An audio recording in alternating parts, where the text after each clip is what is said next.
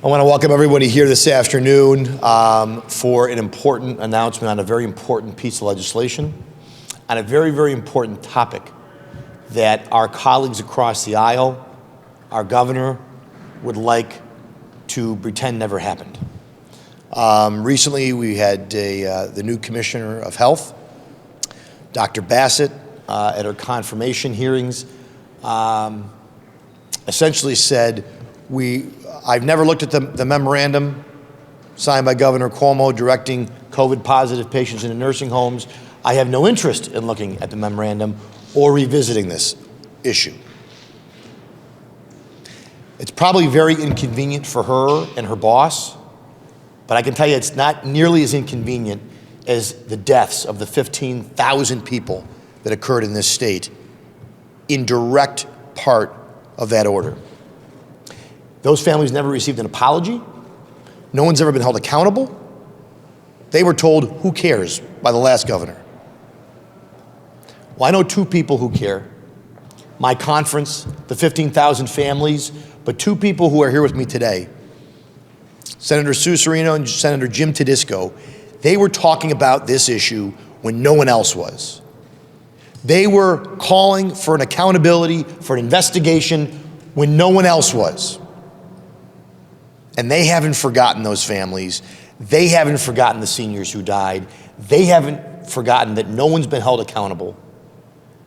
And while it's inconvenient for our colleagues across the aisle to talk about it, my colleagues, Senator Serino, Senator Tedisco, and our entire conference, we know we have to talk about it. We have a duty and a responsibility to get to the bottom, to get an answer out of this administration, and to compel them, if they are unwilling to voluntarily do the right thing. And so at this time, I want to call up a champion on this, our ranker on the Aging Committee, Senator Sue Serino. Thank you, Leader.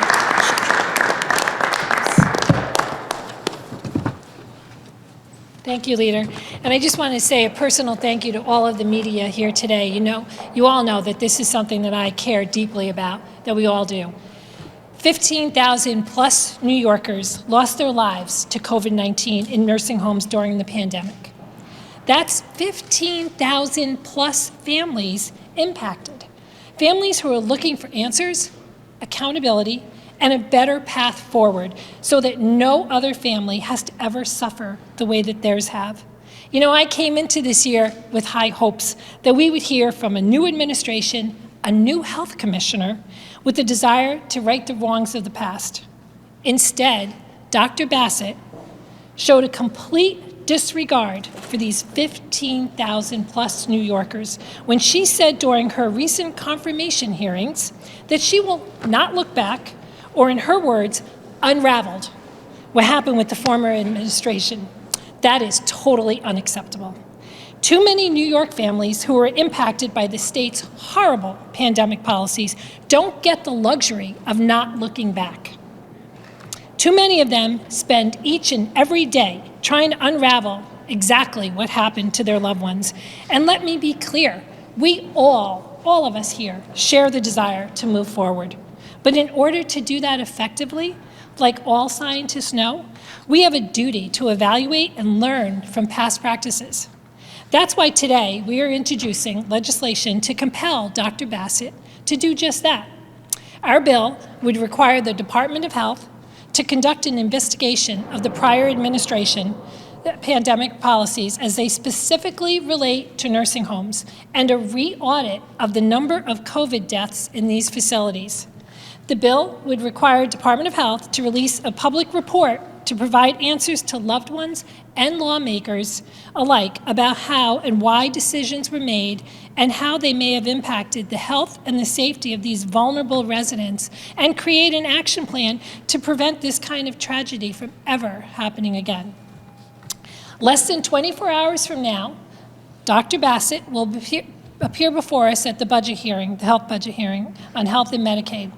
We plan to ask her about this, and I sincerely hope her answer has changed. If it hasn't, Governor Hochul must make good on promises that she made to the grieving families by including this language in her 30-day budget amendment. This push isn't about living in the past. It's about ensuring the health and safety of vulnerable New Yorkers now and in the future. Now is precisely the time to unravel the truth. Thank you, and with that, I introduce my colleague, Senator Tedisco. Thank you.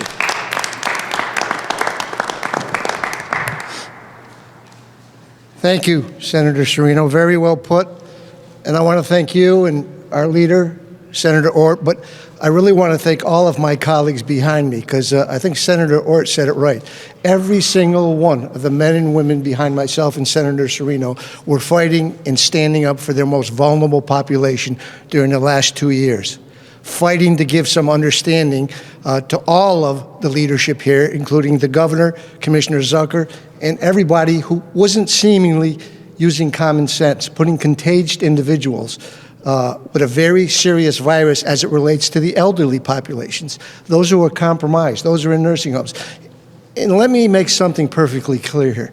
We're not talking about going backwards. We're talking about going forward with this particular proposal for a full investigation, and then a plan and a group of recommendations of how we do the best practices that were in place and the failures that were put in place. That's what this is all about. We want someone at DOH, and who better than the new commissioner, to go in there, to sit down with some of the staff people who are still there and do a full investigation, because some of those people were in the room when this all took place. It certainly wasn't just Commissioner Zucker and this governor who said, we're going to lack total common sense, and we're going to say people who had this serious contagion, which spreads, which maybe it doesn't impact young people, but has a profound and serious impact on the elderly and those who are being cared for in nursing homes, immunity-compromised individuals. And I think Senator Ort said it right. At one point he said, they died. What difference does it make? And you know what? When somebody dies in a hospital, that's a hospital death. It's not a nursing home death. You know what that's like saying? I'm in a nursing home. You send somebody in there who has the contagion. I get it, and I'm so sick I have to go to a hospital. The ambulance picks me up, and I die in the ambulance. Well, that's an ambulance death. It's not, no. To the one extent, he was right. It does make a difference, though, where the contagion takes place, not where they die necessarily. They could have got it in a nursing home, went home and died. They could have got it in a nursing home and died in an ambulance or in a hospital. That was the important thing, to match up the dates. In March 25th, it took 4 or 5 or 6 weeks before when we were telling them, hey, this isn't working. And it wasn't working to begin with. I don't know if you saw the governor's first press conference or remember it. In his first press conference, he came out there and said, we're New York strong.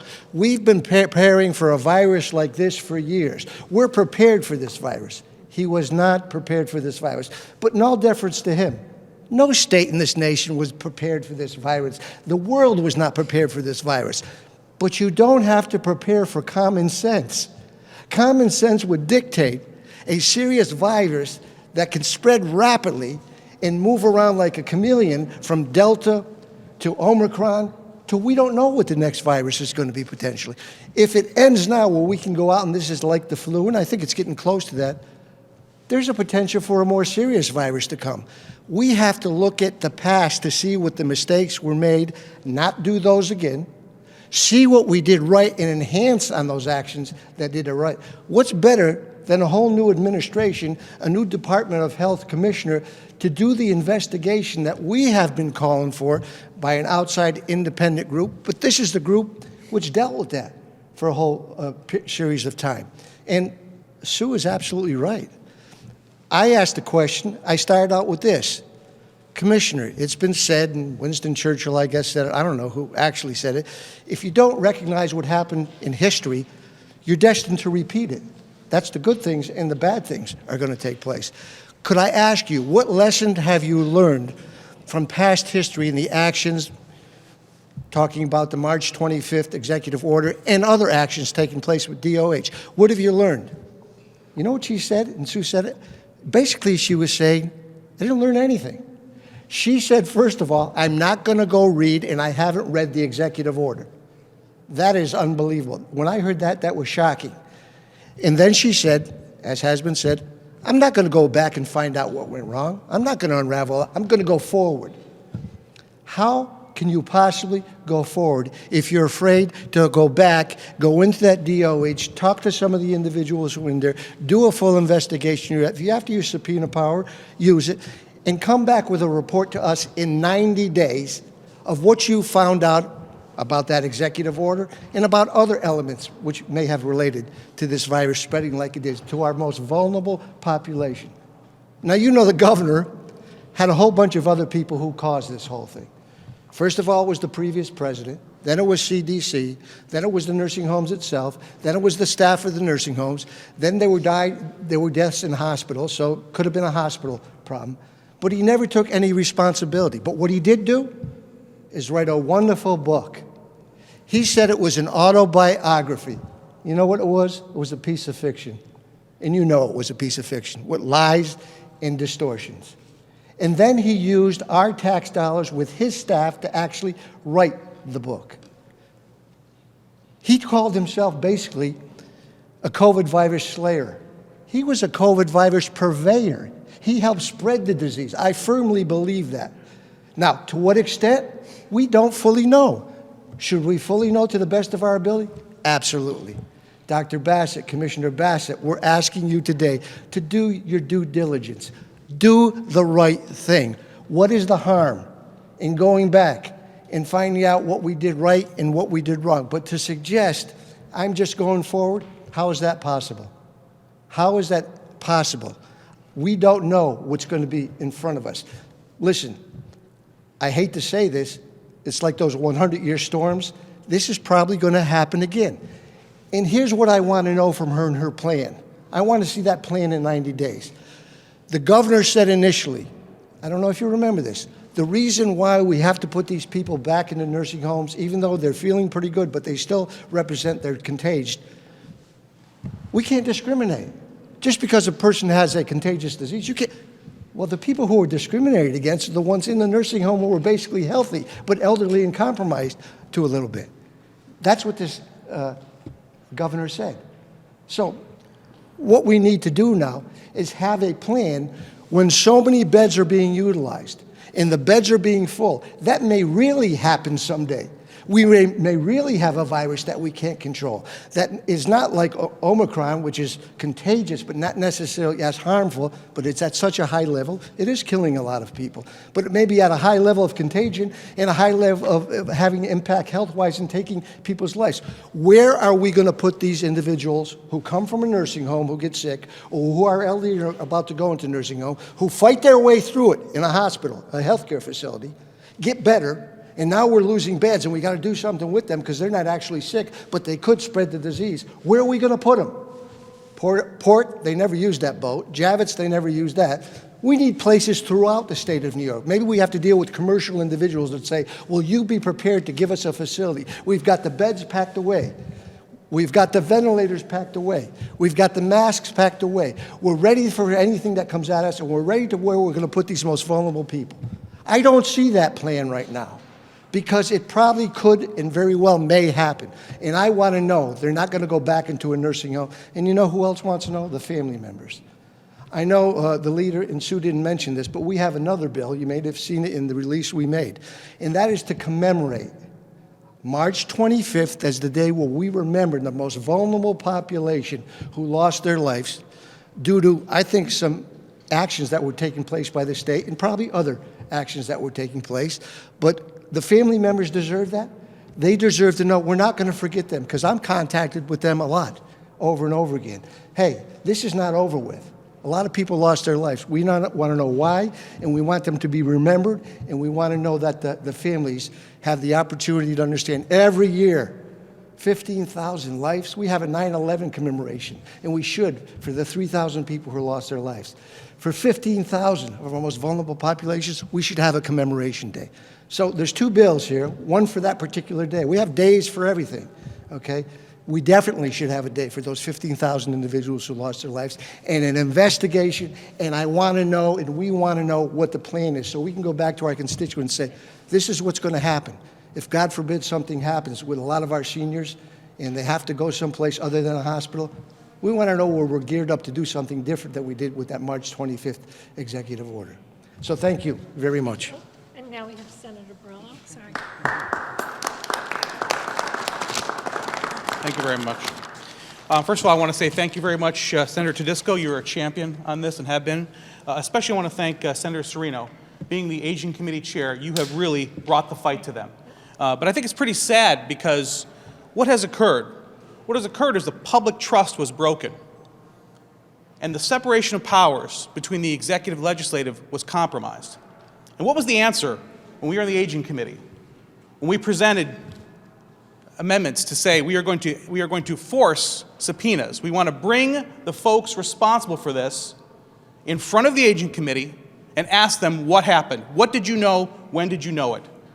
And what did the chairwoman of the Aging Committee say? No, that's not our fight. We're going to leave that to the executive branch. And now, Dr. Bassett, the new health director, has said, it's not my fight either. We're just going to move forward with blinders on and not see what's actually happened so we can prevent it from happening again. So they have failed in their duty also. Dr. Bassett has already said that, and the governor has backed her up. That's why this piece of legislation is so critically important. We need to force this to happen. The legislature needs to step forward once again, reassert ourselves as an independent member of this government to hold them accountable, because it's not going to happen on their own. They want to wash this over. It was shameful what was said in those Aging Committee hearings when we brought up the idea of issuing subpoenas. It was shameful that they really just kind of laughed it off in a way, because they were hopeful that our executive branch would do something about it. Ladies and gentlemen, that's not happening, and we need to make this move forward as quickly as possible. We need those answers for the families who have been devastated by the losses of their loved ones, and the people of New York State who have lost faith in their government. So I appreciate all of you being here, and certainly, again, appreciate all that you have done and all that my colleagues have done to stand up for the vulnerable seniors in New York State. Thank you very much. Thank you. Take it back to you, Senator Tedisco. Okay, we're finishing up. Yeah. We'll take some questions now, but I just want to say one last thing. We were begging to get these answers, as the senator, myself, and Senator Borrello, and all my colleagues said. It took 9 months to get the transparency necessary. After the AG said it was a 50% undercount, Judge Kimberly O'Connor, the Empire Center, I became an amicus brief with them, and we sued the governor of the state of New York. Do you remember what Judge Kimberly O'Connor said? He broke and he violated the open government law, the FOIA law. He had to give us the numbers. Now, they gave us some numbers, but also, you know what he had to do? He had to pay the legal fees. He didn't pay the legal fees. You know why? He was indemnified. You know who paid the legal fees? The families of those who lost their lives, in the 19.5 million people. They paid the legal fees when we sued to try to get those numbers. So we say to Commissioner Bassett, we need transparency. That's what we're calling for here today. What happened, to the best of your knowledge, to your best of your ability? You're in the inside. You can talk to the people who were in those rooms. They may not have been the commissioner. They may not have been the governor, but they were listening. What was the mindset to lack that common sense to do something like that? And we need the transparency to make that happen. So about a year ago, we were having a very similar version of this conversation, and I don't know who the person is to answer this, but at the time, the apex of justice for the conference was to have either Zucker removed or to have him resign. Now, most of this, well, just about all of it happened under his tenure. So what does the new version of justice as it relates to Howard Zucker specifically look like now that he's no longer running the Department of Health? You want to do it? Well, meet the new boss, same as the old boss to a certain extent. Okay, now she's not, I appreciate the fact at the end, she said, well, if I'm forced to do something that's not in the best interest of my constituents, I'll say no or I'll resign. Well, that's nice and it's easy to say, but you haven't been faced with that like Commissioner Zucker was faced. And by the way, the New York Times was reporting, and I read a lot of those reports, that the governor was calling him out and saying, we follow the science. This is the science on that issue. Then he'd go back to DOH and the people who know the science and say, I want you to tell them this. And they said, we can't tell them that. That's not the science. And many resigned, okay? So what we want her to do is go back to those people who said that's not the science and get the information from them of what they felt about what the governor was telling them and actually what the science was and the ramifications of them wanting to leave and them not wanting to follow the things he said with the science. Because, listen, a fourth grader doesn't have to prepare to know that if you have a serious disease that's contagious, you don't go running around people who are most compromised and most literally affected by that and could lose their life and did. So, for Howard Zucker, in theory, to be at tomorrow's hearing, and would you say that the punishment phase, now that he's gone, is over for him, the individual? no, I wouldn't say that. If he was enabling, and there's some inside people who say, well, this is what they were talking about, if there were political ramifications, if there are reasons why they lied and withheld because they knew they were doing the wrong thing, and the wrong thing came to bite them back, and there was scheming, you know, we just need to know, okay? And I think the AG report says a lot about what took place, because 50% undercount, suggesting that these are hospital deaths. That defies logic. When you get a contagion somewhere that can kill you, and the hospital tries to save you, and you say, well, the hospital caused that death. No. Where the contagion took place is what counts. Sorry. And you know what, Daryl? It's really about answers for these families. That's what they want. And if there was something illegal done, then you know what? Everybody should be held accountable that did it. And as all of you know, I know I had spoken to the health commissioner. We had an idea for specialty care centers, step-down units, totally ignored. It wasn't until months later that they actually did something. So look at all of those families that were lost. But we don't want to make the same mistake going forward. You know, whenever there's a tragedy, airplane crash, whatever it is, there's a deep dive into an investigation, and that has not happened here, and that's what these families want. You know, they met with the governor in October. I'm sure you saw it, you know, so the governor had stated, and I can't quote her per se, but she said, you know, 50 years from now, we need to know what went wrong. Well, the only way we're really all going to know what went wrong is if this happens, this audit, and that's why we put it into a bill. So I thank you for being here today, too. One of the things that Hochul said when she first came in was that she's going to have the most transparent administration that New York has known. Do you think that she's being hypocritical, or her health commissioners, by default, the administration is being hypocritical by not doing an investigation of the prior administration? I feel that an investigation should happen. I don't know if you know, the health commissioner was brand new, but I think she owes it to these families, and the governor does as well. She said she was going to be transparent. She made that statement, that we've all seen it, and that needs to happen. So tomorrow we will be talking to the health commissioner and asking her these questions once again. And like I said on the floor, I hope she finds it in her heart to do the right thing for these families, because that's what they deserve. In relationship to that, there's no saying, the buck stops here. The buck really stops with Andrew Cuomo. The buck stops with Governor Hochul, okay? I'm surprised that she hasn't asked for an investigation. She's not looking back so we can go forward. She's not looking at history so it doesn't repeat itself by not asking Commissioner Bassett to do this full investigation. So truthfully, the buck stops with her, but I think the commissioner also has the opportunity to have the buck stop with her, because she has the ability, I think, to do that investigation itself, or a review, anything she wants to call it. And we're asking for her to do that, give it to us in 90 days, and show us what the plan is to better protect our most vulnerable population. And what specifically are you looking for? Is it because you don't trust what the prior administration put out thus far, and then what Hochul put up, you know, more data at the beginning? I think it was like August or September. Is it that you don't trust what's been put out, you just want a revamp of the whole thing, or you think there's more information to come out? We need a deep dive, right, Senator? The prior administration lied have the information. by 50% of the real number. He wrote a book in the middle of all these deaths. He used his staff to write the book using our tax dollars. He got an Emmy, which he had to give back. I mean, my progressive friends really appreciate Hollywood. They took the Emmy back. They realized what went wrong. That in and of yourself says something smells bad. The fish is rotting. And we have to know what caused him to do all those things. If there was no problem with what he did, well, here are the numbers, and this is why I did everything what I did. But there's a lot of cover-up which took place. So as Sue says, so I think we need to go deeper. And the family members, as she said, deserve it. I agree with that. Yeah, they need closure. Right. Yeah. When it comes to people across the aisle and in the other chamber, Ron Kim is one of the people who has been an outspoken ally of efforts of this kind. Where are the rest of the members of the chamber? I know it became popular in vogue last year to call out the governor for various issues, but do you think, based on the fact that there are supermajorities, that an effort like this can actually gain momentum if there are more Ron Kims out there? No, I don't know about, Ron Kim has been a huge advocate. I was with him in Brooklyn at a nursing home rally with people that lost their loved ones, and Ron Kim's been a great advocate.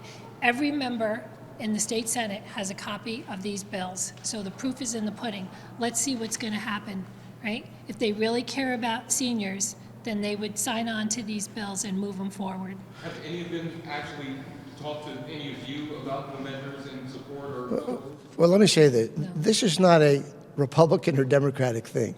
When Zucker came in, everybody chastised him, everybody grilled him. Assemblyman Kim is doing a bill with me. He had a press conference with me and Janice Dean saying he wants my bill and his bill for an outside, independent, bipartisan commission with subpoena power to do an investigation. I mean, that's a bill that's in print right now. Most of my members are on that bill here. He's a Republican, a Democrat, excuse me. I'm a Republican. They're all Republicans. There's some other members who are Democrats in there on the bill. So I'm surprised at the fact that the head of the health committees and my colleagues on the other side of the aisle here who grilled the commissioner said, okay, you wouldn't answer our questions, you lied about, there's a lawsuit, we had to listen to the AG, but that's all we want to know about it, and we're all done right now.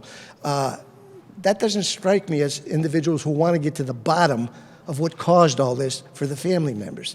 Because other than that, they've been silent since the governor is gone. He's gone, so we don't want to worry about it anymore. Zucker's gone. Well, there's a future coming.